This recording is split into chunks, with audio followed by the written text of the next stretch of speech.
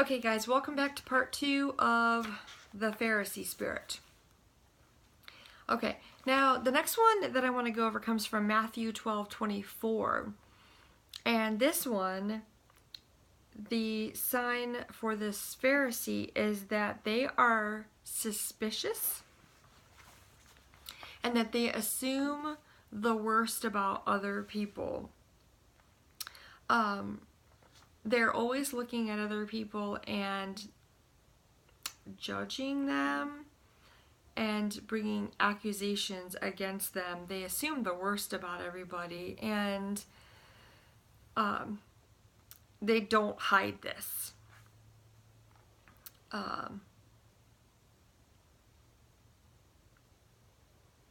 This leads to being partial towards their family, because they'll look at their family in one way, but look at they'll look at everything as a suspicious action from other people. They're looking to trip people up, just like they did with Jesus. They constantly look to trip Jesus up and see if they could catch him in something that was not in the Torah. You know, like, well, you're supposed to keep the Sabbath, but you healed this man with a crooked hand, you know? These people will hold you to things that are under the law because that's what they hold themselves to. They feel that holding themselves to those things will get them into heaven. And remember, Jesus said, if you're going to fulfill one of the law, you need to fulfill them all. You either fulfill all 613 yourself, or you accept Jesus and he fulfills those laws for you.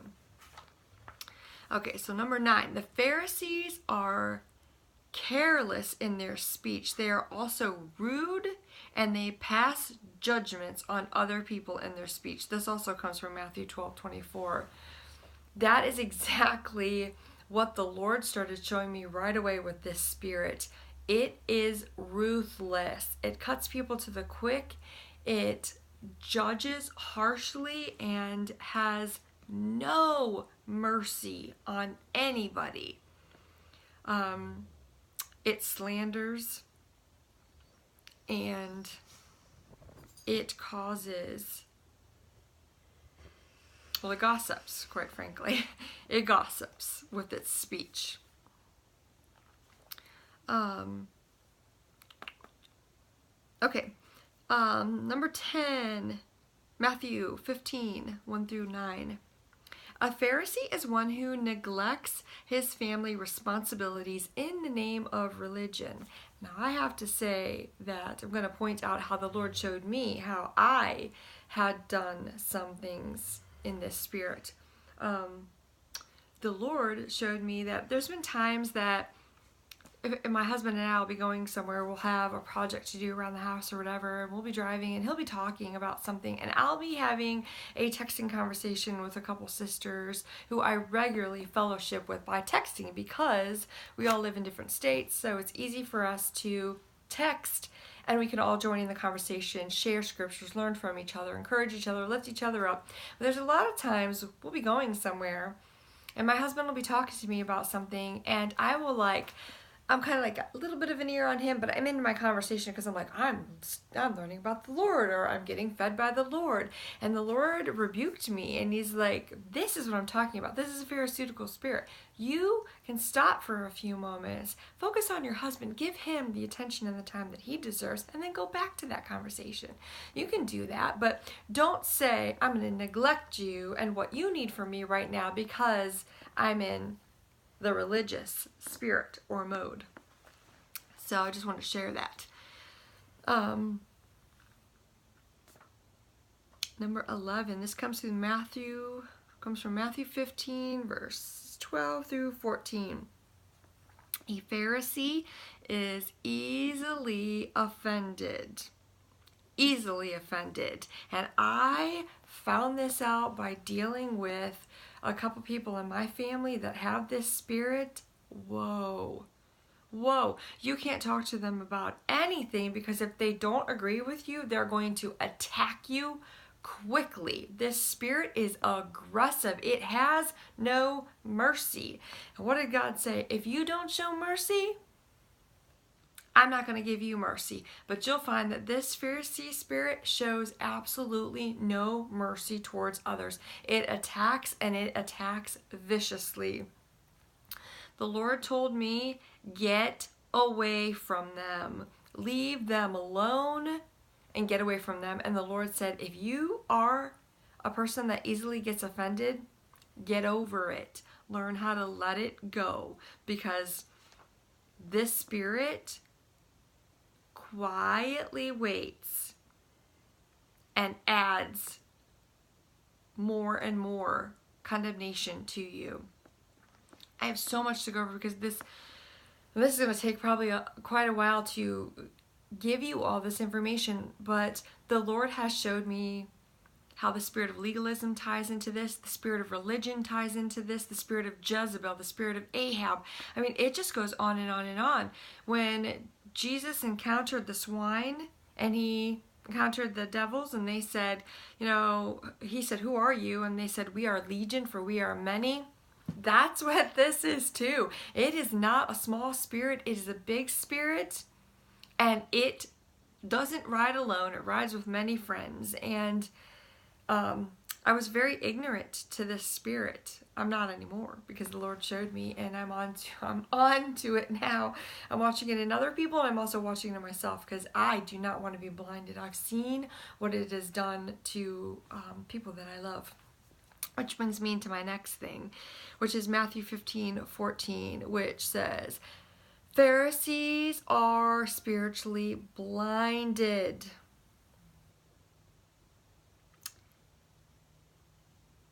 They can't see clearly because they have put so many laws upon themselves, so many guidelines that they've made themselves in bondage, and they have brought a wall of blindness up to here. And the blind leading the blind both fall into a ditch. That's exactly what's going to happen. When you are fellowshipping with people that call themselves children of God, make sure that their vision of God is clear. Make sure that there's somebody that knows how to love people, because Jesus did that. You want fellowship with somebody that can lift you up and can be merciful and help you find the way. Especially think back to before you found Jesus. How would you have come to him? By somebody that beat him over your head and judged you and constantly said, you're going to hell, you're sinning, you're this, you're that, you're going to perish. And yes, we need to tell people these truths, but we also need to show them who Jesus is and the love of Jesus so they can find him. And then they begin to understand deeper what their sin has done and what's going to happen if they don't turn from that sin. But you want somebody in your circle of fellowship that knows Jesus and Jesus' love. If they don't have love and they're hard towards other people and judgmental towards other people, that is a Pharisee. And that's not the kind of person that you want to be around. Okay, number 13. This comes from Matthew 16, verses 6 through 12. The Pharisee is a hypocrite. They've done things in their past, but then now judge people for the exact same thing that they're doing. They're a hypocrite. They have no room for leniency on people. And while I was doing my studying here, when I started looking a little bit further into it, the Greek word for hypocrite means an actor. It's somebody that acts and puts on a show.